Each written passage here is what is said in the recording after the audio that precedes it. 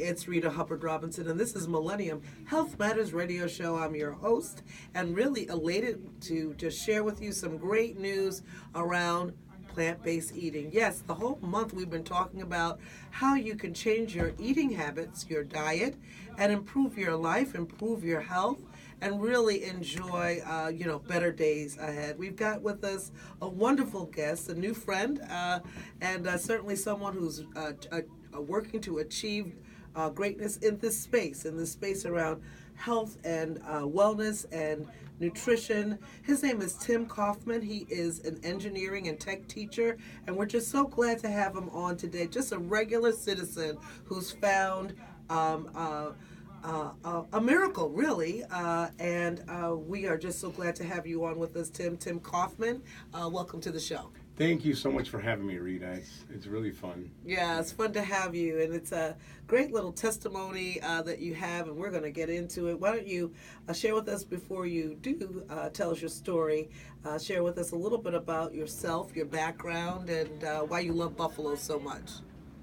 So I grew up in a town called Alden, and it's about 20 miles east of here, and it's kind of a rural town, rural community, lots of farms, and so out of high school, I met my high school sweetheart, and we've actually been married almost 26 years. Beautiful. So yeah, we got married super young, but I grew up working on a farm, and I did manual labor, and I kind of, we were in that farming community, a lot of hunting, a lot of fishing. Meat and dairy was like the center of our plates, and that's how I was brought up. I can relate a little bit to that. My grandparents were also farmers in rural North Carolina, and so, but then even with meat and dairy on a farm, it's still different from what you buy in the store. Correct. It's certainly fresher. So when you get started that way and you think, I'm just going to keep that diet, it's not really the same diet because there's just so many other things in the food that we eat. But your story goes on, and I know you love Buffalo, so I want to let you have a little shout out to Buffalo, and we're going to get back to the story. Yeah, I'll tell you, honestly, Buffalo has changed. I worked in the city when I was a kid. After I got off the farm. In fact, actually, that's part of my story. When I went into a manufacturing facility, actually Niagara Machine and Tool. It's right by Northland and Grider, and that's when I started noticing I had like little hiccups in my body. Like I would go to grab something and my shoulder would dislocate. I was always like falling, twisting ankles. But now, like fast forward, I worked in the city, but now with the running that we do and stuff, it's like I can tell you almost every street in the city that I run a race on, and it's so, the Buffalo Marathon has just been, it's an integral part of my story, and to run it for the first one and then actually come back to speak at it has been, I have a real love for the city.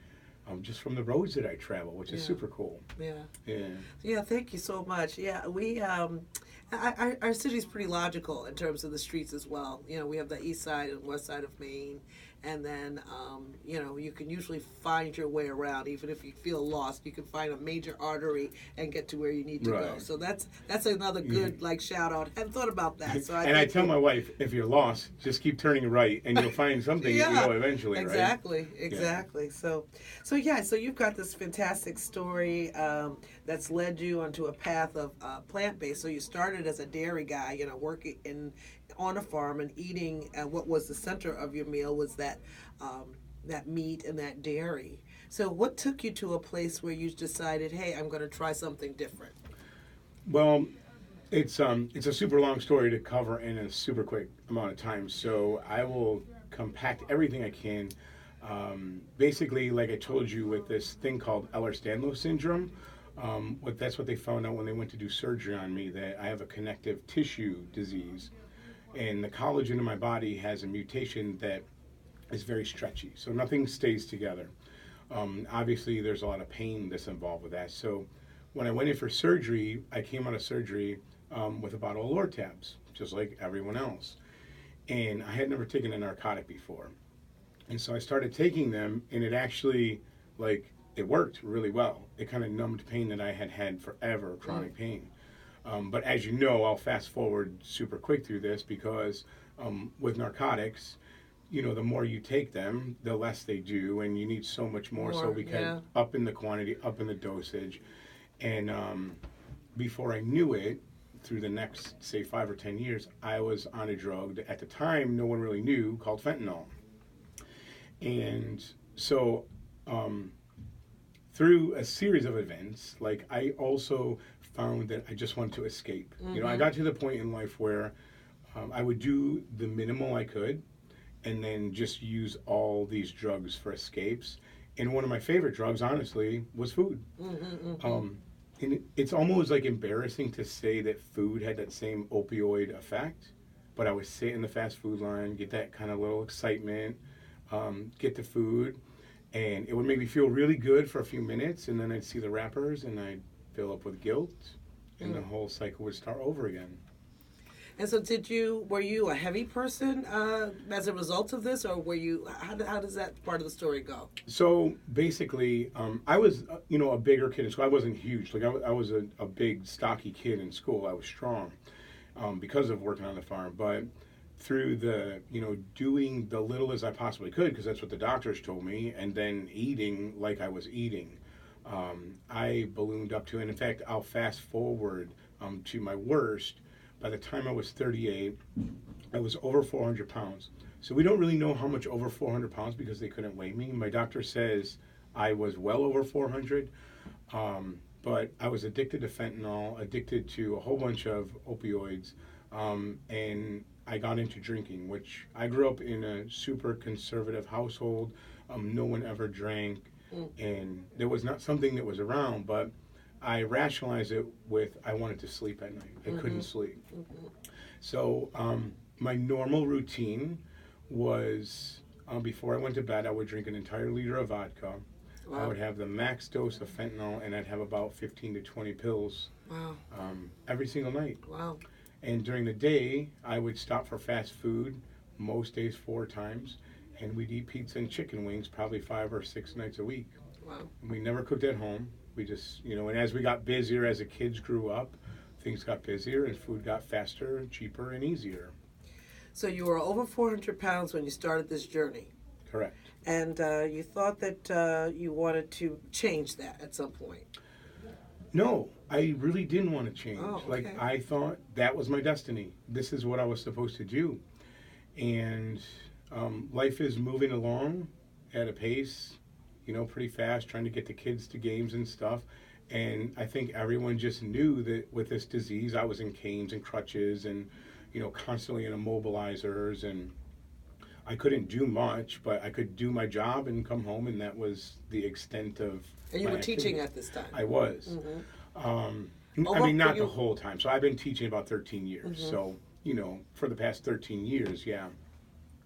And I thought that was my destiny. I thought, and I kind of rationalized it. Like, this is just the cards I was dealt, and this is where I'm at. And my wife had a lot of sympathy for me, and so do my kids. It's just, Dad doesn't come outside and play. Like, he's just in his chair. Yeah, he's sick. Daddy's sick. Right. And I think a lot of us, think that our health issues are as a result of genetics. Correct. And this is the the deal that the hand that's been dealt us, and so Mama had it and Daddy had it, and we now we have it.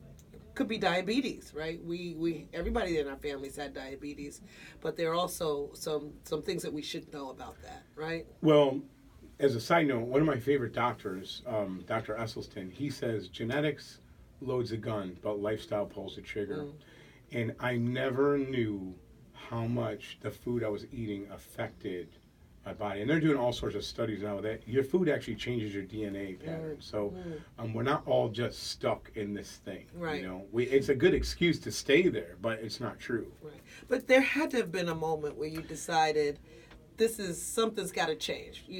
Something happened. There was an epiphany somewhere as a result of something. So take us to that point. So I know everyone wants the epiphany, the light switch, the light bulb. That's kind of not what happened, but I look at it as more like dominoes falling.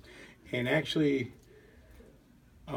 my first domino was actually right down the road at Roswell. And my wife's mom's a beautiful lady, just a wonderful person and hard worker. She loved life, and she wasn't feeling well. So she went to the doctor, and we just got a shock that she was diagnosed with leukemia.